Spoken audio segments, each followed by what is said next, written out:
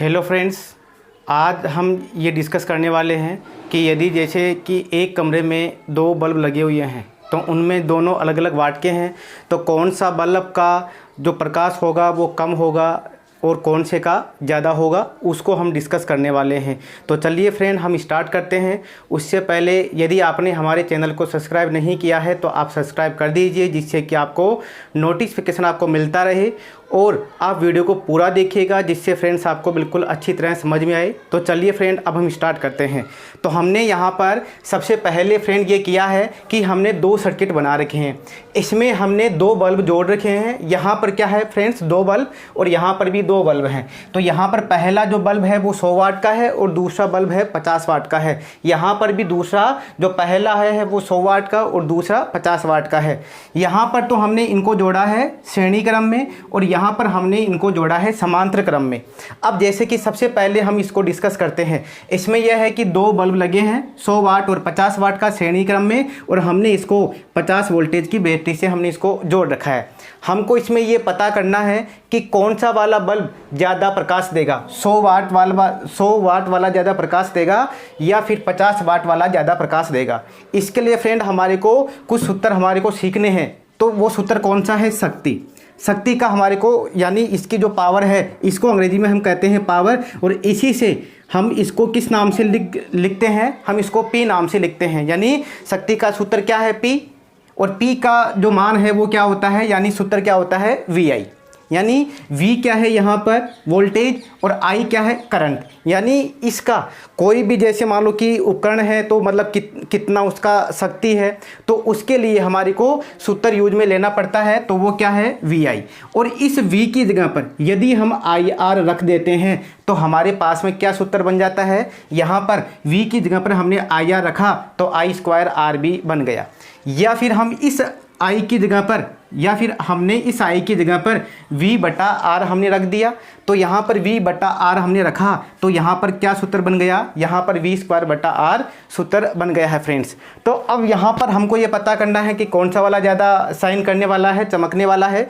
तो इसके लिए सबसे पहले क्या करना पड़ेगा हमारे को? ये जो पहला बल्ब है इसका हमारे को प्रतिरोध निकालना पड़ेगा, और फिर हमारे को ये जो दूसरा बल्ब है इसका प्रतिरोध भी हमारे को निकालना पड़ेगा, क्योंकि कोई भी उपकरण रहता है तो उसका कुछ ना कुछ प्रतिरोध भी रहता है।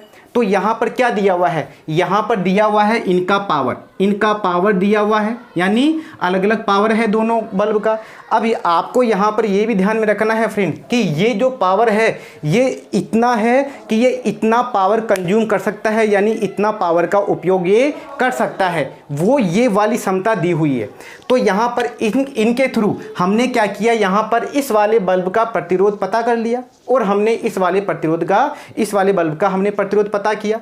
कैसे पता किया? देखो, ये सूत्र हमने यहाँ पर काम में लिया है, यानी P = V²/R, क्योंकि यहाँ पर R1 का सूत्र हमारे को निकालना है तो V²/P रह गया। यानी V क्या है? देखिए, ये जो बल्ब यहाँ पर इस सर्किट में ये कितने वाट के बैटरी से कनेक्टेड है? कितने वोल्ट के? 50 के से। तो हमने यहाँ पर 50 × 50 रख दिया, और अब हमने यहाँ पर P का मान रखा, यानी पावर कितना है यहाँ पर। यदि इस बल्ब का प्रतिरोध पता करना है तो हमने यहाँ पर वाट, यानी जो पावर है वो हमने रख दिया, क्योंकि इसकी जो इकाई है पावर की, शक्ति की, वो क्या है? वो वाट है, जिसको हम W के नाम से लिखते हैं। तो ये वाला प्रतिरोध कितने ओम का आ गया? 25 ओम का प्रतिरोध है। यानी पहले जो ओम है, पहला जो प्रतिरोध है वो कितना ओम का है? 25 ओम का। दूसरा जो प्रतिरोध है फ्रेंड, वो हमने कैसे पता किया? हमने ऐसे ही सूत्र लगाया, 50 × 50, यानी V²। V क्या है यहाँ पर? 50 × 50, और यहाँ पर जो P का मान क्या है? वो है 50 वाट। अब हमने यहाँ पर मान रखा, 50 से 50 कटा तो दूसरा जो प्रतिरोध आ गया वो कितना आ गया? 50 वाट का, यानी 50 ओम का, सॉरी। तो दूसरा जो प्रतिरोध है उसका मान क्या है? 50 ओम। अब यहाँ पर फ्रेंड इससे हम कैसे पता करेंगे कि कौन सा वाला ज़्यादा शाइन करने वाला है, चमकने वाला है? तो देखिए, यहाँ पर P का क्या सूत्र होता है? P का सूत्र होता है यहाँ पर I²R। हम यहाँ पर ये वाला सूत्र काम में लेंगे। इससे हम ये बता सकेंगे कि कौन सा वाला बल्ब है वो ज़्यादा चमकने वाला है। देखिए, जब हम श्रेणी क्रम में जोड़ते हैं तो यहाँ पर इनमें क्या होता है? I का मान दोनों में समान रहता है। I का मान दोनों में समान रहता है, क्योंकि ऐसे यदि जो भी जो भी इधर से धारा जाएगी वो क्या रहेगा, दोनों में बराबर ही जाने वाली है। तो इसमें और इसमें I का मान तो बराबर रहने वाला है, लेकिन यहाँ पर जो हमारे पास में जो सूत्र है वो क्या है, P बराबर I²R। तो यहाँ पर क्या होगा कि I तो दोनों में सेम है, इसलिए इसको तो लेने की ज़रूरत नहीं है। लेकिन फिर और यही तो हमारे को निकालना है कि कितना वो कंज्यूम करता है, यानी कितनी एनर्जी, कितना ऊर्जा वो काम में ले रहा है। इसके लिए हमको यहाँ पर सीधा क्या रिलेशन मिल गया, P समानुपाती R। क्योंकि I तो क्या है, दोनों के अंदर समान है, तो यहाँ पर इसमें तो यहाँ पर उसका तो कोई प्रभाव रहेगा नहीं। तो यानी यहाँ पर हमारे को डायरेक्ट शक्ति का क्या संबंध मिला कि जिसका R ज़्यादा होगा उसका जो शक्ति है वो भी ज़्यादा होगी। अब यहाँ पर देखिए R किसका ज़्यादा है, इस वाले बल्ब का R ज़्यादा है और इस वाले का R कम है।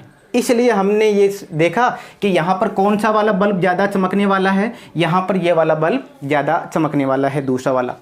अब हम यहाँ पर दूसरे वाले सर्किट की तरफ चलते हैं कि हमने यहाँ पर दोनों ही बल्ब लिए, यानी यहाँ पर 100 वाट का था और 50 वाट का था, तो यहाँ पर भी हमने 100 वाट और 50 वाट का ही लिया है। और लेकिन हमने इनको समांतर क्रम में हमने जोड़ दिया।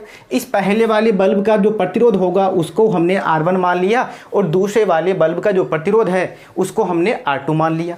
अब यहाँ पर हम क्या कर रहे हैं, ये हमने लिख भी दिया कि पहले वाले प्रतिरोध का मान 25 है जो हमने निकाल लिया था यहाँ पर, और दूसरे वाले प्रतिरोध का मान कितना है, 50 ओम, जो हमने पहले यहीं पर निकाल लिया है। अब यहाँ पर क्या है, यहाँ पर जो हमको शक्ति निकालनी है कि कितनी शक्ति, यानी ये वाला तो कितनी शक्ति लेगा काम में और ये वाला कितनी लेगा। तो आप थोड़ा कन्फ्यूजन मत होइएगा कि सर ये क्या है, भाई ये तो क्या है, ये 100 वाट और 50 वाट, ये तो क्या है, उनकी क्षमता है कि हाँ इतनी एनर्जी वो ले सकता है, यानी यूज में ले सकता है, जैसे 100 वाट और 50 वाट। उसने लिया कितना वो निकालना है। भाई ये तो शक्ति है, जैसे मान लो हम कोई बल्ब लेकर आते हैं 100 वाट का, अब जैसे मान लो कि उसमें यदि धारा ही कम जा रही है तो वो तो कम ही जलेगा ना।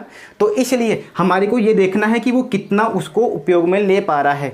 तो उसका सूत्र हम यहाँ पर यूज में लेंगे ये वाला, P बराबर V²/R, क्योंकि इसके 3 सूत्र हैं, एक तो ये रहा, एक ये रहा, एक ये रहा।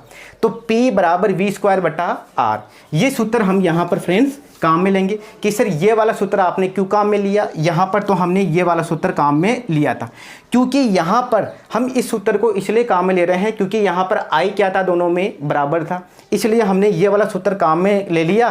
तो हमारा जो संबंध है, यानी बिना उस क्वेश्चन को सोल्व किए हुए ही कि इनका मान क्या रहेगा, वो वैसे ही हमने उनका मान बता दिया, यानी हमने ये बता दिया कि कौन सा वाला बल्ब ज़्यादा जलने वाला है।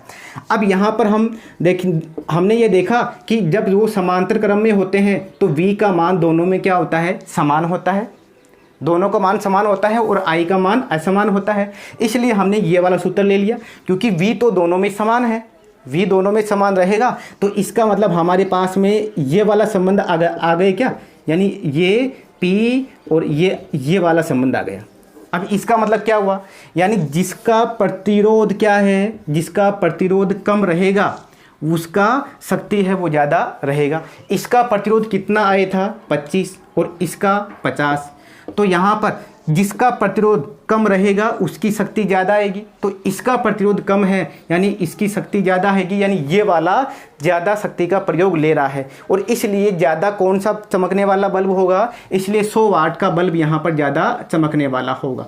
तो इस तरह से हमने देखा कि यदि हम उनको समान श्रेणी क्रम में जोड़ते हैं तो जो कम वाट वाला बल्ब होगा वो वाला ज़्यादा जलेगा, लेकिन यदि समांतर क्रम होता है तो उसमें क्या होते हैं कि ज़्यादा वाट वाला बल्ब ज़्यादा चमकेगा। इसलिए हम घरों के अंदर कौन सा लेते हैं, समांतर क्रम वाला लेते हैं, क्योंकि हमारे को तो जिस टाइप्स का हम बल्ब लगाएं वैसे ही हमारे को वहाँ पर ऊर्जा चाहिए होती है, इसलिए हम यहाँ पर सब घर में समांतर क्रम का प्रयोग करते हैं। इस तरीके से